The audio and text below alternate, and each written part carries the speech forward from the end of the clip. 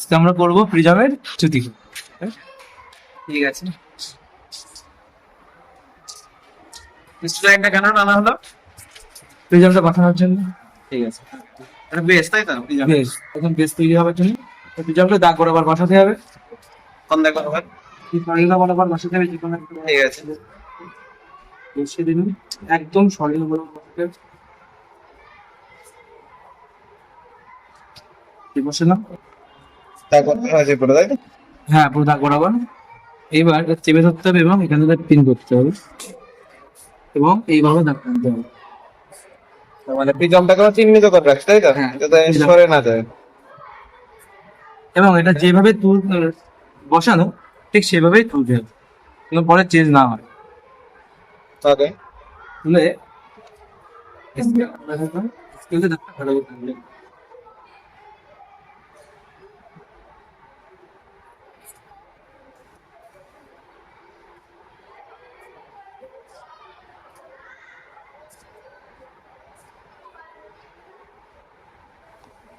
টানলাম। ঠিক আছে, বলো। আর প্রিজমটা আবার এইভাবে বসাতে হবে যেমন ছিল। এবার কয়েকটা পিন নিতে হবে। ওকে, পিন নিয়ে আগে আমাদের সেট করতে হবে কোনটা ভূমি। তো আমরা এটাকে ভূমি করেছি, হ্যাঁ তার মানে আমাদের দুটো প্রতিশত লেটার। অবশ্যই। তো সেই মতো আমরা পিন বসাই। একদম প্রিজমের গা বরাবর বসাতে হবে একটা পিন, যেন প্রিজম না নড়ে সেটা খেয়াল রাখতে হবে।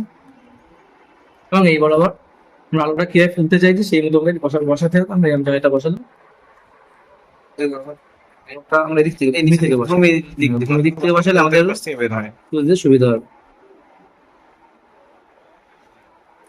এবার ক্যামেরাটা এসে একটা পিন এই যে এমন আছে, এই যে স্ট্রেট লাইন, ঠিক আছে? দেখো পিনটাকে ক্যামেরা এদিকে সরো। বেসের ওই দিকে দেখা যাবে আরেকটা পিন, দুটো পিন একই দুটো পিন একসাথে সেম স্ট্রেট লাইনে আসতে গেলে এই বরাবর তাই তো? হ্যাঁ, ওই বরাবর। মানে আমরা সেই বরাবর আমরা পিনটা বসাবো। বসো।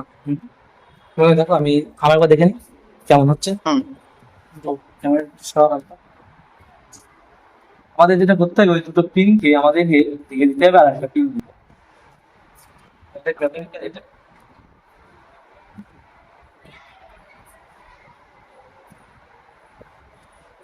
হয়েছে, দেখাও।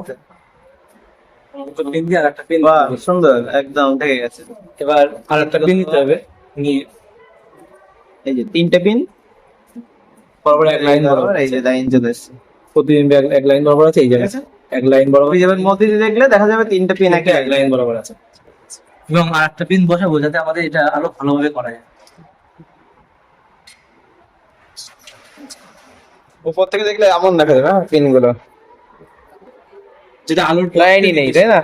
যেটা আলোর পথকে নির্দিষ্ট, যে আলো কোন পথ বরাবর আসছে। উপর থেকে দেখলে পিন গুলো মনে হচ্ছে কোন এলোমেলো, কিন্তু যখন সাইড থেকে দেখবো হ্যাঁ, মনে হবে প্রতিটা পিন একই লাইনে আছে, একদম। একটু আধটু বেঁকে আছে। ওটা হয়ে থাকে গোড়াটা ঠিক থাকলে। হ্যাঁ, তো ঠিক আছে। উপরে এগুলো তো স্ট্রেট হয়ে বসানো যায়। তার মানে সব পিছনে সব কটা পিন একই লাইনে তাই তো? এক লাইনে আছে একদম এটাই। ঠিক আছে। এবার কি করতে কি করতে এই পিনের এই পয়েন্ট গুলো চিহ্নিত করবো নাকি? পয়েন্টগুলো আগে একটা করে চিহ্নিত তুলবো আর করবো। চিহ্নিত করবো। হ্যাঁ, ঠিক আছে। পেন্সিল দিয়ে মার্ক করে রাখলাম। ওকে, এই যে এখানে আরেকটা ছিল। হ্যাঁ, দুটোই মার্ক করেছি। ওকে।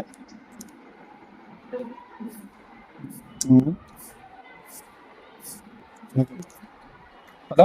এই পিকআপটা তুলে নেওয়া যাবে তাই তো? হ্যাঁ, এবার প্রিজম তোলা যাবে, এভাবেই থাক। চ্যুতিকোণটা কম আসবে।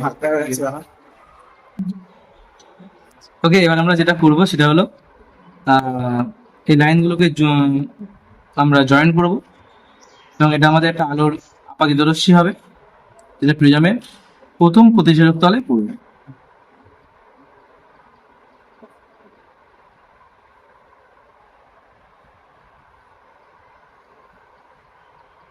যেটা এই বরাবর যাওয়ার কথা ছিল, কিন্তু আমরা দেখবো সেটা আসবে এই বরাবর।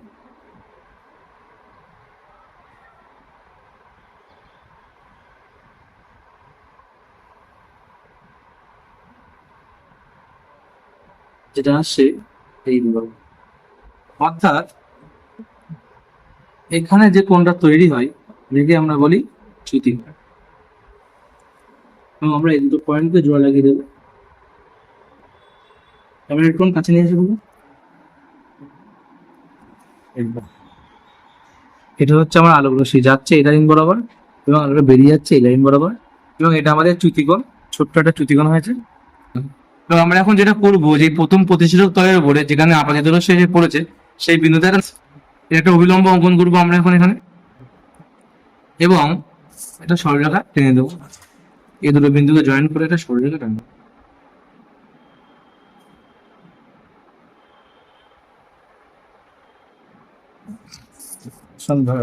আবার এই বিন্দুতেও যেটা আমার প্রতিষ্ঠিত রশ্মি, সেই প্রতিষ্ঠিত রশ্মিতেও আমরা কিন্তু একটা, বা নির্গত রশ্মি যেটা, সেই নির্গত রশ্মি প্রতিসরক তলে যে বিন্দু থেকে নির্গত হয়েছে সেই বিন্দুতে আমরা আবার একটা 90 ডিগ্রি অঙ্কন করবো, অর্থাৎ এখানে একটা অভিলম্ব অঙ্কন করবো।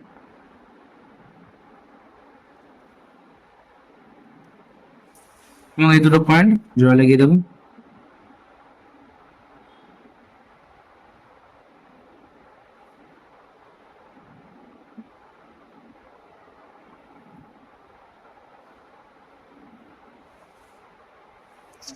নামকরণ করতে হবে, এটা এ কোণ, এটা বি কোণ, এটা সি কোণ।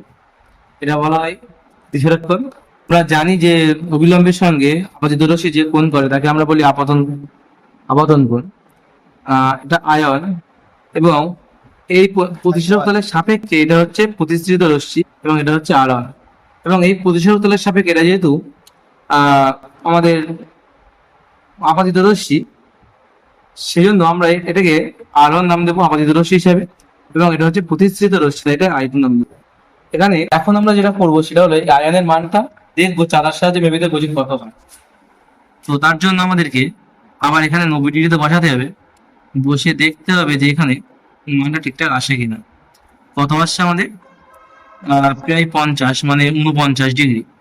আমাদের আয়নের মান আসছে 49 ডিগ্রি, 49 ডিগ্রি।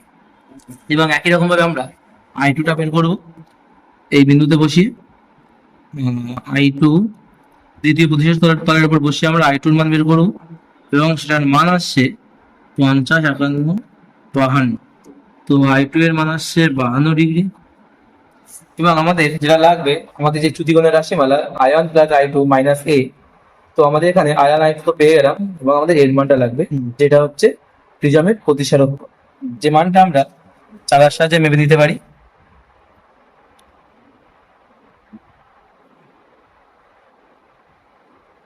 চাঁদার সাহায্যে মাপলে এই কোণটা হচ্ছে 60, 63 ডিগ্রি। একটু কম বেশি হতে পারে। I2 এর মান, এর কোণের মান হচ্ছে কত বললাম? 63। তখন আমরা দেখবো চ্যুতিকোণের মানের সঙ্গে এই মানটা ঠিকঠাক হয় কিনা। তবে চ্যুতিকোণের মানটা বের করে নিই আমরা। চ্যুতিকোণ, তা পেন নিয়ে একটা, এটা হচ্ছে চ্যুতিকোণ।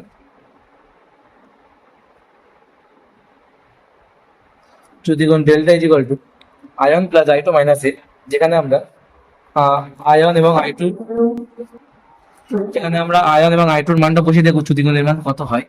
আয়ন মানে হচ্ছে 49 ডিগ্রি, আচ্ছা এটা আয়ন প্লাস I2 মাইনাস এ, চ্যুতিকোণের রাশিমালা। তো 49 degree plus 52 degree minus 63 degree.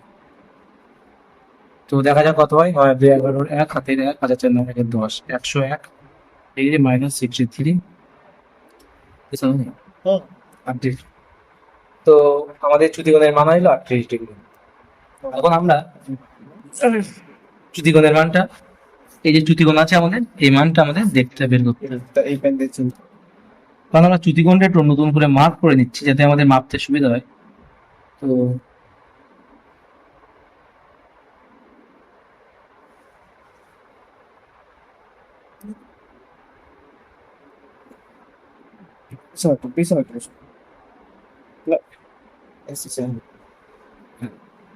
তো আমাদের মাঝখানে যে কোণটা তৈরি হলো সেটা মাপতে হবে, চ্যুতিকোণ সেটাই। তো আমরা চাঁদার সাহায্যে মেপে নিই। হ্যাঁ, 38 ডিগ্রি হয়েছে। 40-এর থেকে 2 কম, 38 ডিগ্রি। তো আমাদের যে চ্যুতিকোণের যে মানটা আসছে সেটাও কিন্তু 30 ডিগ্রি হচ্ছে 30 ডিগ্রি। ঠিক আছে। পি, এটা কিউ বিন্দু, এটা আর, এটা হচ্ছে এস, এবং আমাদের চ্যুতিকোণ সেটা হচ্ছে এটা আমরা দিতে পারি এম, এটা হচ্ছে এন। তো এস, এম এবং এন, তাই তো, বা আর, আর এম এন বলতে পারি আমরা। কোণ আর এম এন সমানই চ্যুতিকোণ, delta is equal to 38 degree. তাহলে আমরা এখান থেকে দেখলাম যে চ্যুতিকোণের রাশিমালা এইভাবে নির্ণয় করা যায়।